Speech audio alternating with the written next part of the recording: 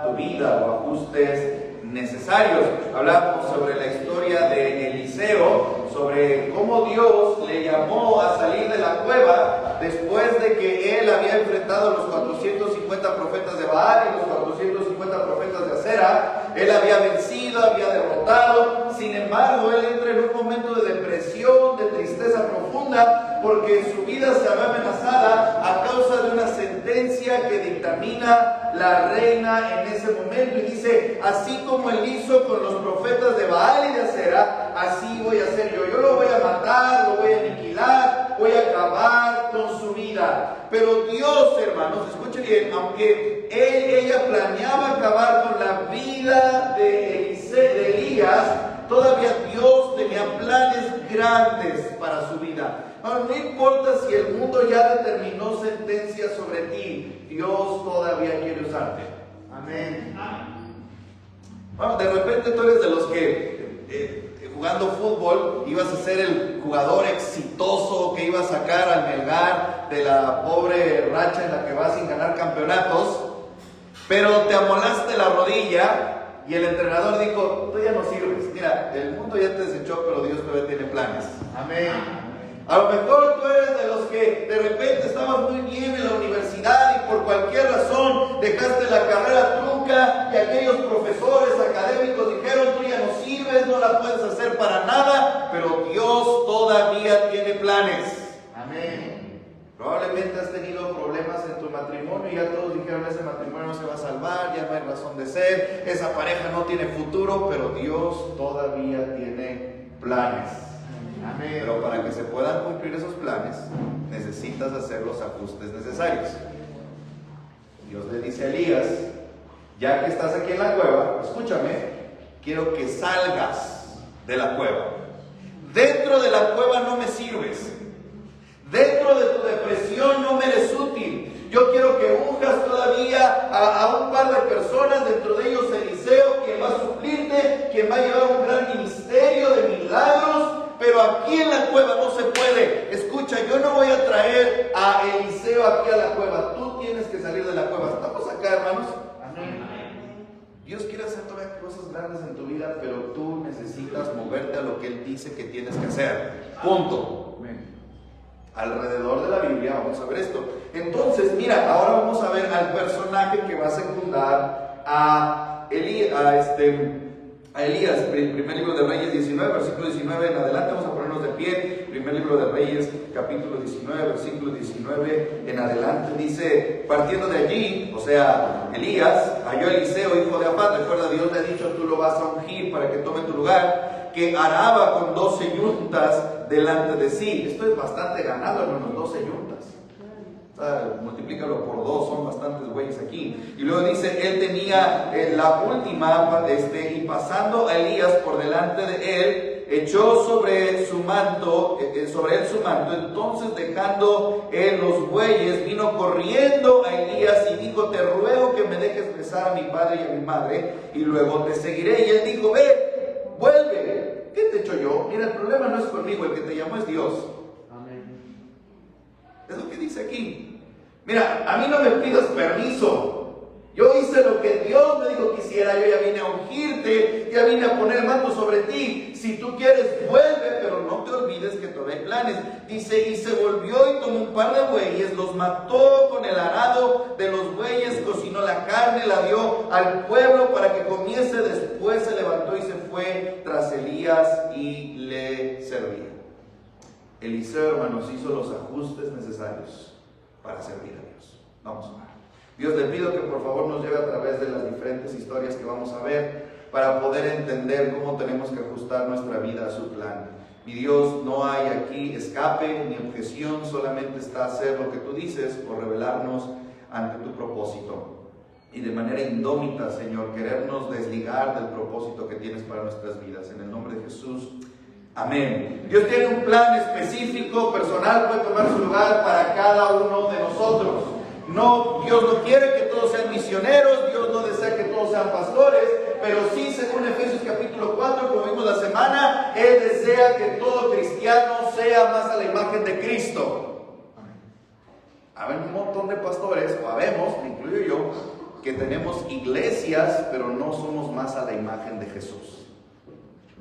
Hay un montón de hermanos en la iglesia que tienen liderazgo, que se conducen aparentemente bien, pero pasan los años y no son más a la imagen de Cristo. Hermanos, independientemente si tú eres pastor, misionero o un congregante regular de la iglesia, el propósito de Dios, como vimos la semana pasada, es que seas igual a la imagen de Cristo.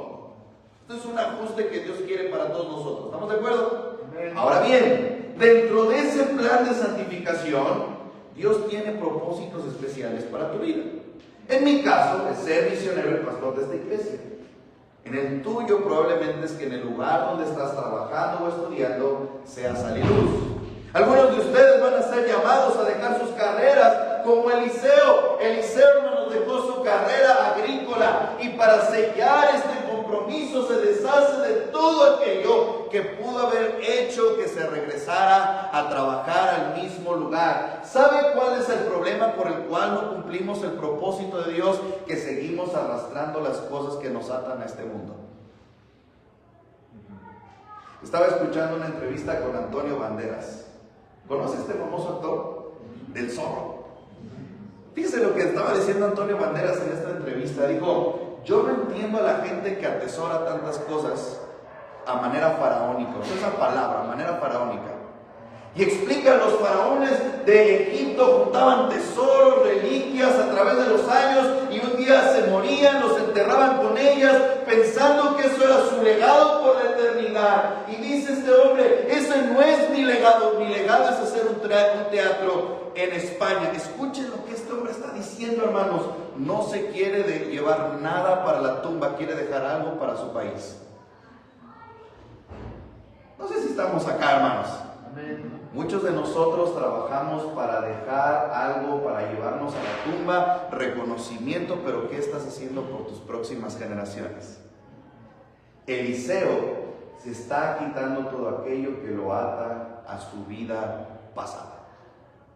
Mira, yo ya no quiero las yuntas, ya no quiero los bueyes, es más, mira, los voy a matar, los voy a cocinar y voy a hacer una rica parrillada para todo el pueblo, y así todo el mundo va a ver que yo estoy de acuerdo con lo que Dios ha dictaminado para mi vida. Hermanos, escuche, estemos o no de acuerdo, Dios ya ha planeado algo para ti, y lo único que usted tiene que hacer es quitarse con todos los compromisos del mundo y empezar a caminar en la voluntad de Dios. Amén. Hermanos, lo vuelvo a repetir, y perdón que sea tan insistente. Tal vez Dios no quiere que dejes tu carrera universitaria, pero sí quiere que hagas algo con esa carrera. Tal vez Dios no desea que tú dejes de ser alguna especie de profesionista, pero sí que en esa profesión honres a Dios. Ese es el plan para todos. Pero si Dios te está llamando al campo de misión, no tardes. Rinde tu vida y haz los ajustes necesarios. Amén. Brincando al Nuevo Testamento, hermanos, vamos a ver que en Lucas capítulo 9, versículo 23, les di la semana pasada su boletín. Si no lo trajeron, ya no es mi culpa, ¿verdad? Ahí venían las notas, porque no terminamos la semana pasada. Lucas 9, 23, Jesús les dice a sus discípulos: si alguno quiere venir en pos de mí. Aquí esta es una invitación, hermanos, no es como en capítulo 4 donde los llama. Aquí dice: miren, yo les invito a que vengan en pos de mí, pero fíjense lo que dice: niéguese a sí mismo. Mira, si quieres ponerte atrás de mí, si quieres pisar donde yo piso, si quieres andar donde yo ando, hay una consigna clara: tienes que negarte a ti mismo. ¿Qué es negarse a sí mismo, hermanos? Dejar de querer hacer lo que la carne quiere y empezar a hacer lo que Dios dice. Negarse a sí mismo, hermanos, no es darse golpes de pecho o agarrar una correa bien grande, llena de huesos, y golpearse la espalda y decir: oh, me niego a mí mismo y no voy a comer pan, voy a hacer dieta vegana. No, hermanos, negarse a sí mismo es dejar de hacer tus propios planes y comenzar a hacer los planes de Dios. Amén.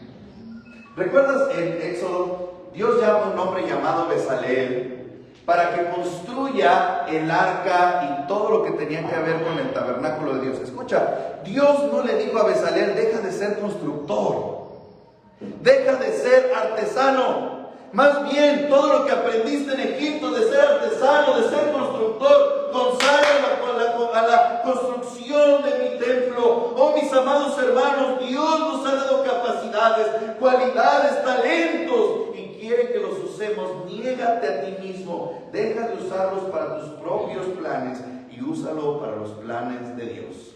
Amén. Toma tu cruz y sigue. Otro ajuste.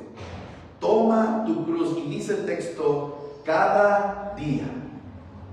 Hermanos, ¿por qué somos llamados a tomar la cruz cada día? Porque cada día que amanecemos estamos con la misma idea de cumplir nuestros propósitos y planes. ¿Cuántos de ustedes se han parado y dicen, ya sé qué voy a hacer hoy? Voy a ir a la iglesia, voy a hacer esto, voy a hacer aquello, o de repente voy a ir a trabajar. Cuando lo que deberías de hacer iniciando tu día es, Dios, ¿qué quieres que haga hoy? Yo sé que hay planes, yo sé que hay trabajo, pero dentro de mi trabajo, en mi horario laboral, ¿qué quieres que yo haga? Si de repente me invitan a ver el partido de la U contra Alianza Lima, ¿será tu voluntad que yo vaya al bar a verlo con mis amigos? ¿O lo puedo ver desde un menú también? No, pues nadie te está prohibiendo que veas el partido. Solamente la cuestión es el lugar. La compañía. Vamos acá, hermanos. Toma tu cruz cada día y sígueme. Esto ya es obediencia. También ya lo vimos en Mateo capítulo 9, hermanos, versículo 18 al 21, nos dice que andando Jesús por el mar de Galilea, vio a Simón Pedro y a Andrés su hermano, que echaban las redes porque eran pescadores, y les dice, venid en pos de mí. Esto ya no es una sugerencia, una invitación, esto ya es una exigencia, un mandato. Vénganse ustedes. Para ellos él tenía un propósito específico. Ustedes no es una invitación, para ustedes es una obligación venir en pos de mí. Y les dice el texto, hermanos, versículo 20, ellos entonces dejaron al instante las redes, hay un ajuste, y le siguieron. Obediencia. Más adelante llama a Jacobo y a Zebedeo y dice versículo 20, y ellos dejando al instante la barca y a su padre, un ajuste, le siguieron, obedecen. Usted se puede imaginar allá los discípulos recibiendo el llamado a venir en pos de él y ser pescadores de hombres. Diciéndole, Jesús, mira, sí queremos ir en pos de ti. Queremos pescar hombres. Pero nos podemos llevar las redes, ya sabes, por si acaso ahí nos encontramos un riachuelillo, un marcillo, si encontramos un lugar donde pescar. ¿Será posible que llevemos las redes? Al igual que Eliseo, se deshacen de todo aquello que los podía desviar de la voluntad de Dios. Las redes nos van a hacer volver a nuestro trabajo. Las redes nos van a volver a hacer que confiemos en nuestra capacidad para sostenernos a nosotros mismos. Las redes van a ser un símbolo de que no te hemos obedecido, así que las dejamos y te seguimos. Puede imaginar a Jacobo y a Zebedeo diciendo, bueno, Jesús, sí queremos ir contigo, pero deja llevamos a nuestro padre. Ya sabes, mira, está medio viejito, luego ya se le olvidan las cosas. ¿Quién lo va a cuidar, Señor? Ya hemos visto en otros pasajes que Zebedeo tenía suficientes empleados para que cuidaran y le ayudaran. Hermanos, ellos no están siendo hijos negligentes. Solamente saben que al propósito de Dios no pueden llevar a su papá y a su mamá. Mire, yo lo veo muy así de simple y sencillo. Si yo dijera, Dios, yo quiero ser misionero a Perú, pero déjame llevar a mis papás, tú sabes. El llamado para Perú fue para mí, no para mis padres. ¿Estamos acá, hermanos? Oye, pero mira, si dejas que me lleve mi papá y mi mamá, porque los voy a cuidar, voy a ofrecerles una mejor vida. Hermanos, el llamado para servir en este país no es de mis padres, es mío. Y por esa razón tengo que confiar en que Dios va a cuidar de ellos y de cada una de sus necesidades. Escúchame bien, hermano, nadie cuida mejor a tus papás que Dios mismo. Amén. Y aun cuando 1 Timoteo capítulo 5 dice que nosotros debemos de velar por ellos, no debemos de olvidar que Dios cuida a nuestros padres. Él cuida a nuestros hijos, y obedeciendo este llamado no podemos poner objeción. Tenemos que ajustarnos a lo que Dios dice. Y si es dejar las redes, déjalas. Si es dejar a un familiar, déjalo. Aunque cada llamado es específico y personal, lo que Dios sabe y te ha pedido que tienes que dejar, tienes que dejar. Imagina que yo dijera, Dios, yo quiero tener una buena familia, bendecida, con una hija obediente, una esposa sujeta, pero sin leer la Biblia. sin venir a la iglesia, sin congregarme, sin tener devocional, pues Dios me va a decir: mi hijo, lo que tú quieres es algo donde no haces ajustes.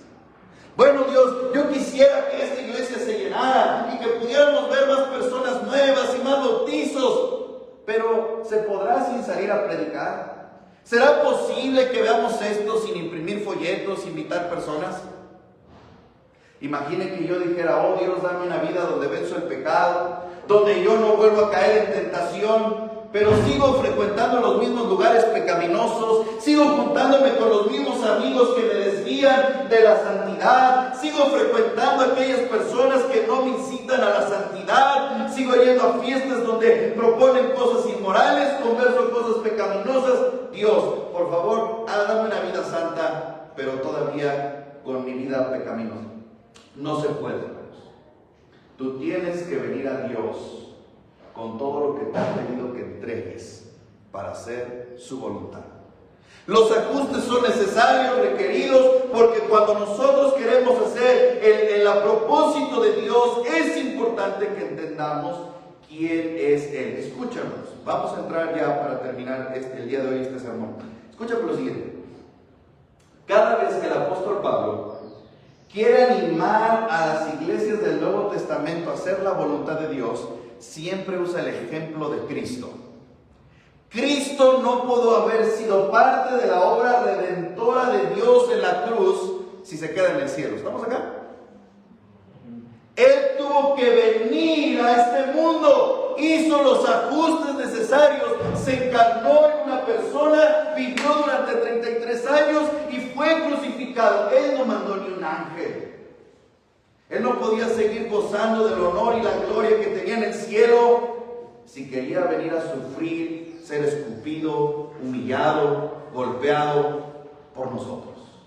Entendía que la única manera en que Él fuera el camino, la verdad y la vida era en que se convirtiera en aquel sacrificio, en aquel chivo expiatorio que Dios aceptaba para salvación. Por eso Juan 10:18 dice: nadie me la quita, hablando de su vida, sino que yo desde mí mismo la pongo. Tengo poder para ponerla y tengo poder para tomarla. Este mandamiento recibí de mi Padre. Mira, Dios me dijo: tienes que poner tu vida para salvar al mundo perdido. Este es el plan, Jesús. Y Él dice: como yo recibí ese mandato, voluntariamente vine a poner mi vida para rescatarlos.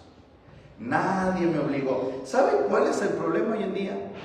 Que tenemos que obligar a los hermanos a que hagan un montón de cosas. A veces hasta tenemos que condicionarlos o mandarlos. Hermano, mira, no vas a poder seguir enseñando escuela dominical si no vienes a ganar almas. Y vienen a ganar almas.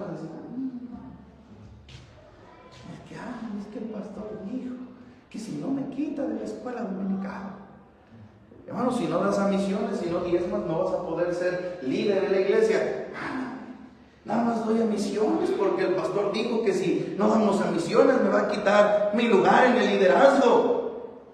¿Qué pasó, hermanos, con poner voluntariamente nuestra vida? Darla agradablemente. Hace no mucho un hermano me preguntó: pastor, ¿y cómo cuánto hay ahí en su colección de figuras, verdad? Y ahí le quise hacer un cálculo y yo le dije: hermano, te aseguro que no hay más de lo que he dado a misiones. Hermanos, mire, yo cuando doy a la obra misionera doy con gozo.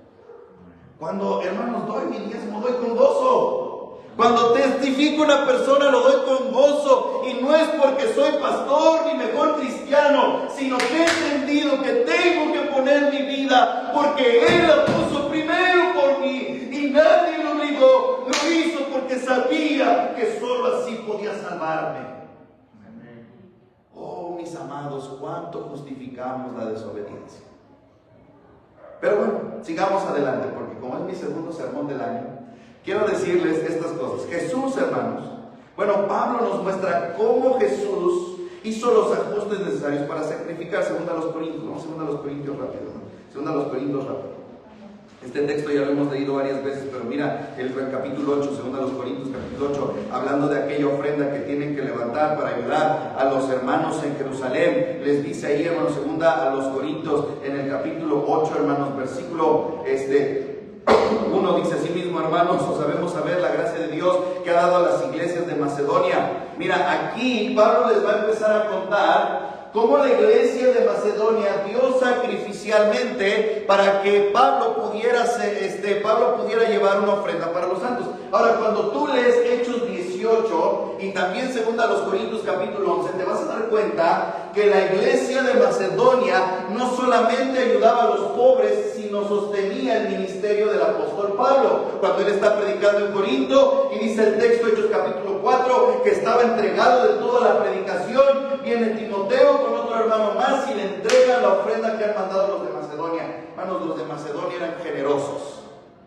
Daban aún en profunda pobreza, lo puedes ver después el texto. Pero mira lo que dice el versículo 4: pidiéndonos con mucho ruego que les concediésemos el privilegio de participar en este servicio, o sea, en esta ayuda.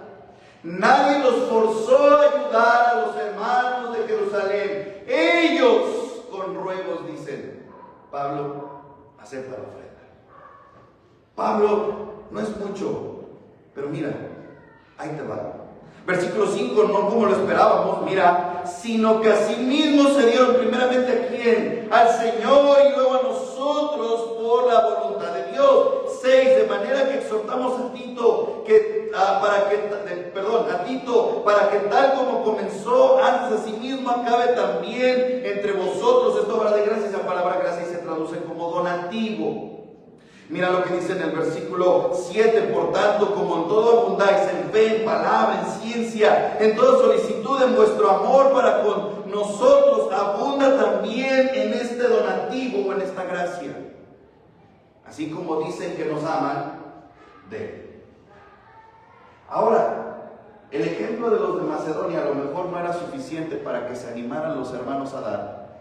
Así es que Pablo es un ejemplo más poderoso. Versículo 9, 8 y 9. Digo, el 9, hermanos, nada más rapidito dice: porque ya conocéis, mira, ¿qué, hermanos? La gracia. En este contexto, ya conocéis el donativo, ya conocéis la ofrenda, ya conocéis lo que Dios entregó, ya conocéis la gracia, el donativo de nuestro Señor Jesucristo, que por amor a vosotros se hizo pobre, siendo rico. ¡Wow, hermanos! Si necesitas ajustar tu vida para empezar a dar de manera sacrificial, piensa en Jesucristo. Pastor, yo ya no puedo dar. Siempre podemos dar más. Y no solamente me refiero a dinero, hermanos. Esto es algo a veces hasta muy superfluo. El texto está hablando de dinero, pero ¿qué tal tiempo? ¿Cuánto es la última vez que sacrificamos unas horas para pasar tiempo con la familia? No, ¿verdad? ¿Cuándo fue la última vez que usted sacrificó un poquito de tiempo para visitar a un hermano?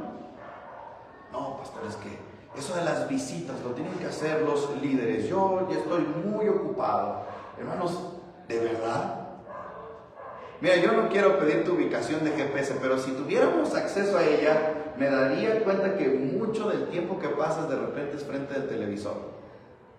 Terminando la serie de Netflix que tienes que acabar porque tu comadre del trabajo ya la terminó y no puedes chismear con ella si no se sabe la misma serie. Y pasamos un montón de tiempo sin sacrificar. Y Pablo le dice a los de Corinto: mira, si el ejemplo de los de Macedonia no es suficiente para que ustedes den, participen de forma sacrificial, ajustense como Cristo se ajustó. Amen como Él amó y entreguen su vida como Él entregó.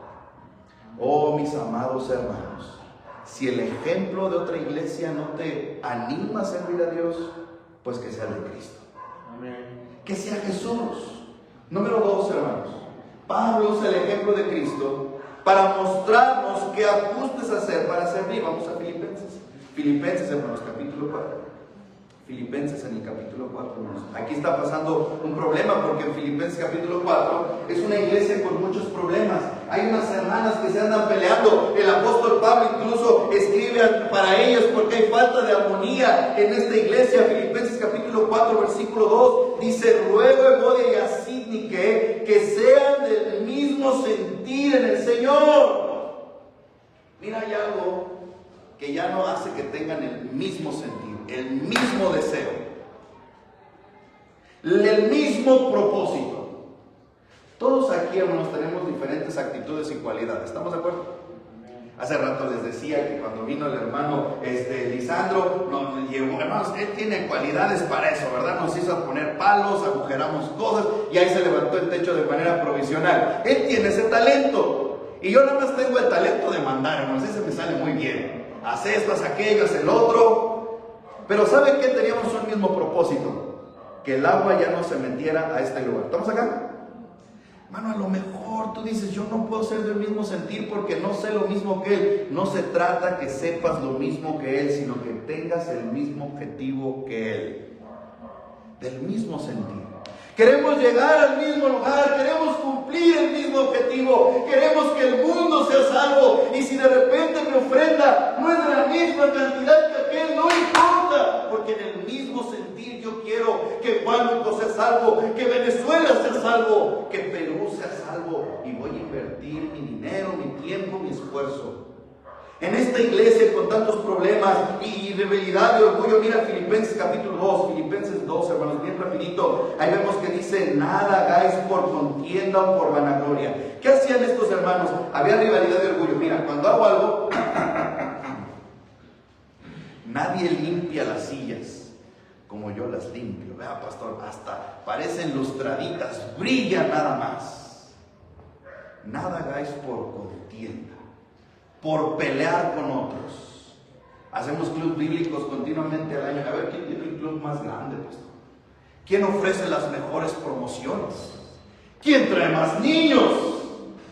Nada hagáis por contienda ni jactancia. Amén. Vana gloria. Qué impactante que es estas palabras vanagloria. O sea, una gloria que no tiene sentido, no tiene fundamento. Nos gloriamos en algo, hermanos, que va a terminar probablemente en algo efímero. Y les dicen: nada hagáis. Están tan peleados que por todo lo hacen solamente por vanagloria. Antes bien con humildad, estimados a cada uno, a los demás como superiores. Mira lo que dice ahí en el capítulo 2, pero versículo 14: haced todo sin murmuración y contienda. Había tantos problemas que no solamente había rivalidad y orgullo, sino quejas y discusiones. Murmuración, quejas. Algunos de nosotros nos hemos quejado de que otro no sirve como tú sirves. Es que él no está tantas horas en la iglesia como yo, pastor. Es que ¿cómo es posible que él pueda llegar tan tarde? Es que ¿cómo es posible, pastor, que él haga esto y aquello? Y hermanos, ¿cuándo fue la última vez que pensamos que lo tienes que hacer sin murmuración? A mí no me interesa lo que otra haga. Yo vine a hacer lo que yo me comprometí en la iglesia. Mira, nos metemos que cuando vamos a empezar en la próxima semana, si Dios permite levantar el techo, en lugar de ustedes estar poniendo calaminas y ayudando a soldar, va a andar volteando a ver quién vino. Oye, no vino el Hugo. Sí, eso tiene tiempo. Pero ¿quién anda? Ya sabes cómo es el Hugo. Perdón, hijo, nada más es que te vi y te me atravesaste. Oye, y es que no vino fulano, pero sí, y mira, hasta no sabemos los horarios en los que descansa. Descansa en este horario y no vino. Desobligado que es. Hermano, ponte a cortar tu pedazo de calamina. No murmures. Haz tu trabajo. Amén. ¿Por qué están tan callados, hermano? Yo creo que voy a dejar que prediquen los chicos otra vez. Como no funciona, varios ejemplos que ponen de Tito y Epafrodito, como pueden leer más adelante, Pablo usa el ejemplo de Cristo para poderles hacer saber que cuando quieren esforzarse lo hagan como Cristo lo hizo. Mira Filipenses 2, 5 al 8, dice: haya pues en vosotros este sentir que también hubo en Cristo Jesús, el cual siendo en forma de Dios no estimó ser igual a Dios como cosa que aferrarse, sino que se despojó a sí mismo, tomando forma de siervo y hecho semejante a los hombres, y estando en condición de hombre, se humilló a sí mismo, haciéndose obediente hasta la muerte y muerte de cruz.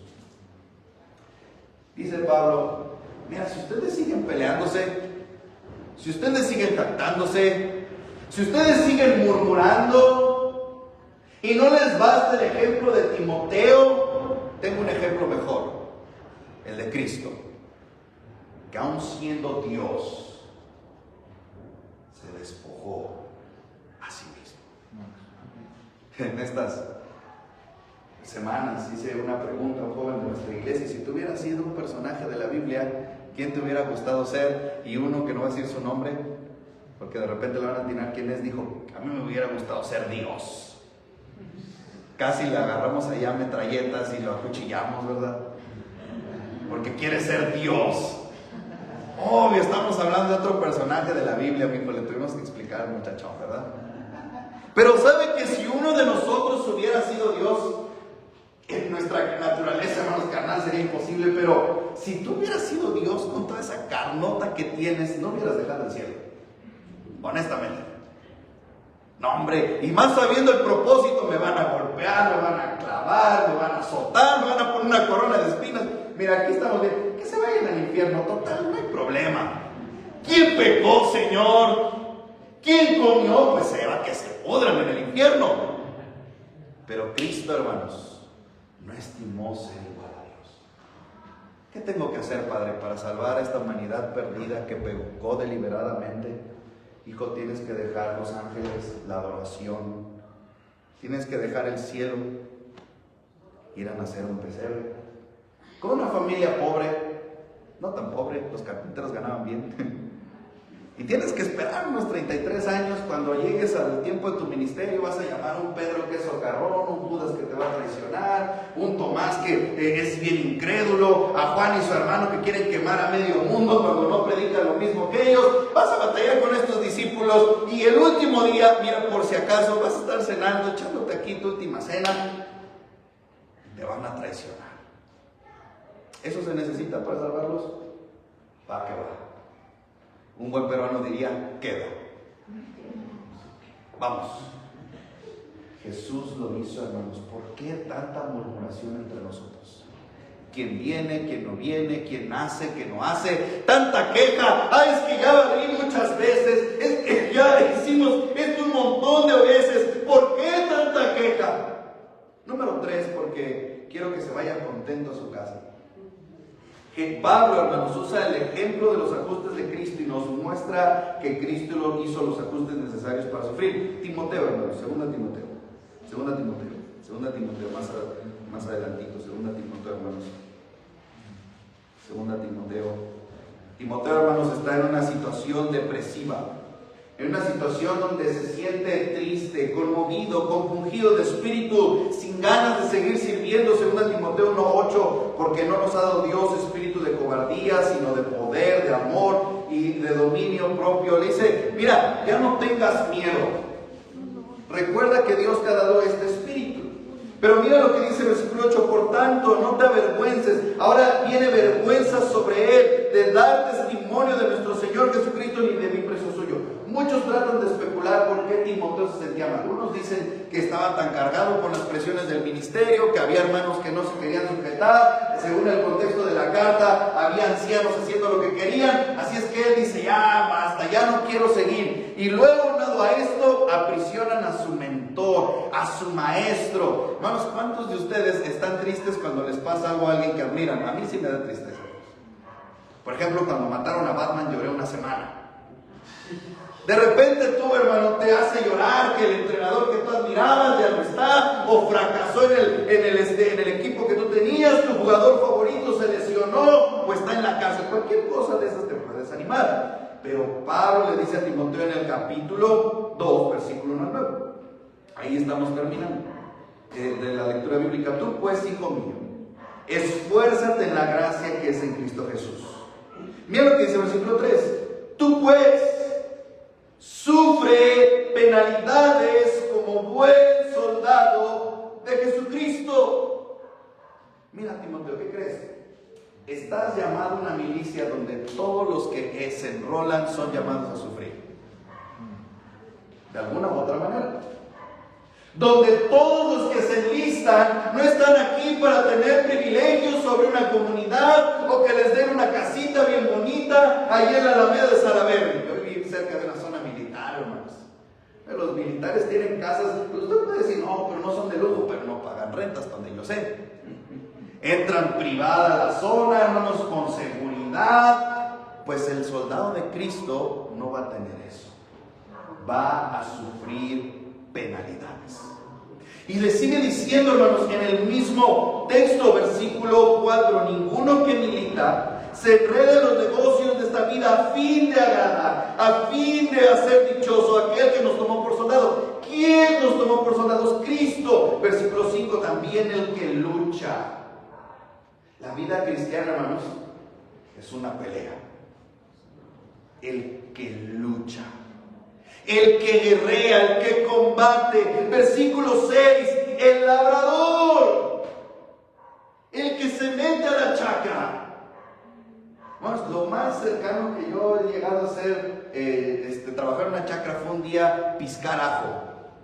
¿Usted alguna vez ha trabajado en algo así? Un día un hermano en la iglesia llamado Panchito tenía ahí unos terrenos con ajo y hermanos nos llevó ahí, estábamos agachados sacando el ajo de la tierra y echándolo en sacos, y lo peor de todo, hermanos, es que el olor a ajo no se me quitó como en 3 días. Apestoso ajo andaba, mi ropa hasta la tuve que botar. Hermanos, ¿saben qué? El trabajo de la chacra cansa. Yo no amanecí el otro día, uy, mira, revitalizar, me dolía la espalda. No podía con mi entrepierna, apenas si caminaba, por flamantes 100 pesos, hermano, me sentía bien gozoso. ¿Sabe qué, hermanos? Nota, Pablo les dice a Timoteo, ser cristiano es ser soldado, es ser atleta, es ser labrador. Y si te desanima esto, piensa en lo siguiente, versículo 8. Acuérdate de Jesucristo. ¿No quieres luchar? ¿No quieres militar? ¿No quieres labrar? Trae a tu memoria a tu Señor. Mira lo que dice, hermanos, del linaje de David. Pablo apela a la realeza de Cristo. Los reyes regularmente no sufren. Los reyes regularmente no tienen pobreza. Los reyes regularmente no son perseguidos, pero nuestro Rey Jesucristo luchó, militó y trabajó. Acuérdate de Jesucristo. Mira lo que dice, resucitado de los muertos, conforme a mi evangelio. Hermanos, este rey un día murió en una cruz y poderosamente resucitó al tercer día de entre los muertos. Pero para poder experimentar la resurrección, tuvo que ser humillado hasta lo sumo. Hermano, ¿no quieres sufrir? ¿No quieres que te cueste nada ser cristiano? ¿Quieres andar, como diría el hermano John, todo chill, así sin problemas? Y de repente viene un problema y empiezas a llorar, a avergonzarte como Timoteo. Te doy un consejo, acuérdate de Jesucristo. Amén. Piensa en la cruz. Pon en tu mente a Jesús. Hermanos, es la única manera en la que tú puedes hacer los ajustes necesarios. Pastor, pero esto de ser llamado de la manera en la que usted dice es algo complicado. Depende. Si lo haces en tu carne, todo se te va a hacer difícil. Pero si lo haces en Cristo, todo es posible. Y saben, nos he explicado muchas veces el texto, todo lo puedo en Cristo que me fortalece no significa que vas a levantar 1 tonelada en peso cuando apenas cargas 10 kilos. Según el contexto es que podía sufrir y adaptarse a cualquier situación. ¿Estamos de acá? Entonces tú puedes hacer los ajustes necesarios en tu vida, de sacrificar, de dar, de sufrir, si lo puedes en Cristo. Ya estuvo bueno, hermanos, de dejar y de hacer nuestra voluntad. Venga y haga los ajustes que Dios requiere de tu vida para poder servirle como Él nos lo ha mandado. Vamos a orar.